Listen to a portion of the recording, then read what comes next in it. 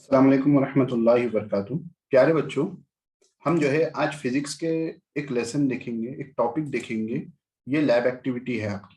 Lab activity में आपको करना क्या है, आप यहाँ स्क्रीन पर देख रहे होंगे कि observing the types of images and measuring the object distance and image distance from the mirror. यानी ये सिंपल सी कॉनकेव मिरर यूज करते हुए आपको लैब एक्टिविटी है, जिसमें आप जो है डिफरेंट टाइप्स ऑफ इमेजेस क्या फॉर्म हो रहे हैं वो मालूम करना है आपको, और object distance and image distance आपको मालूम करना है। बिल्कुल सिंपल सी है, हम देखते हैं। ये आपकी इमेज आ गई। देखिए बच्चों, आपको जो है एम लिखना रहता, मटेरियल रिक्वायर्ड्स लिखना रहता और प्रोसीजर लिखना रहता। हमेशा याद रखें, मटेरियल रिक्वायर्ड आपको रटने की जरूरत नहीं है।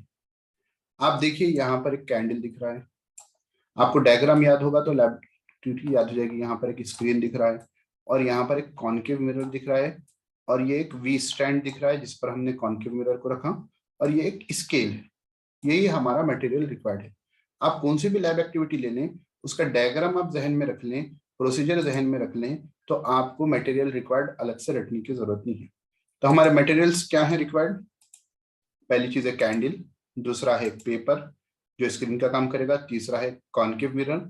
हाँ, उस फोकल लेंथ इज नोन, हमको उसकी फोकल लेंथ मालूम होनी चाहिए, वो हम मालूम कर लेंगे।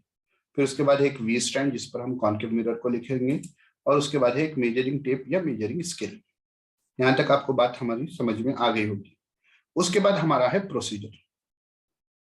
उसके बाद क्या है? प्रोसीजर। अब प्रोसीजर में पहला काम हम क्या करेंगे? Place the concave mirror on V stand, arrange a candle and meter scale as shown in figure. पीछे जो आपने इमेज देखी है, उस इमेज के एतबार से हम क्या करेंगे? कॉनकेव मिरर को वी स्टैंड पे रख लेंगे और एक कैंडल और मीटर स्केल को रख लेंगे। उसके बाद सेकंड काम क्या करेंगे हम? Keep the candle at different distances from the mirror. Candle जो आपने रखा है उसको मिरर से अलग अलग डिस्टेंस पे रखना है। क्यों? हमको मालूम करना है इमेज डिस्टेंस, हमको मालूम करना है कि इमेज कैसे बनती है, वेदर इट इज इन्वर्टेड और इरेक्ट, यानी सीधी बनती है उल्टी बनती है। आपको मालूम होगा कि कॉनकेव मिरर में इमेज इन्वर्टेड भी बनेगी और इमेज इरेक्ट भी बनेगी। तो वो हमको जो है कैंडल को अलग अलग जगह हटाने से हमारे स्क्रीन पर अलग अलग इमेज बनेगी। वही बातें हमको पॉइंट्स में नोट करना है। फिर उसके बाद क्या कह रहे हैं? थर्ड पॉइंट है find the position where you get the sharp image on paper.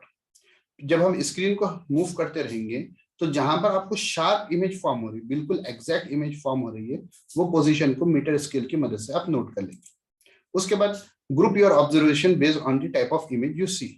आप कैसी इमेज देखे, बड़ी इमेज दिखी, छोटी इमेज दिखी, उसके हिसाब से आपको ऑब्जर्वेशंस नोट करने हैं।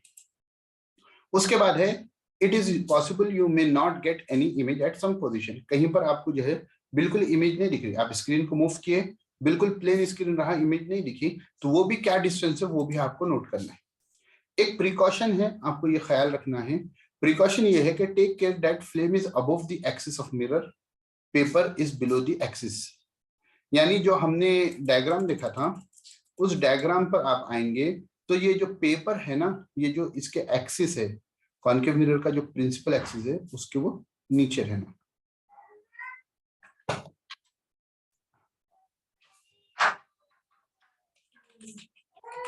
उसके बाद लास्ट में जो है आपको जो है यहाँ पर तमाम बातें नोट करने की है।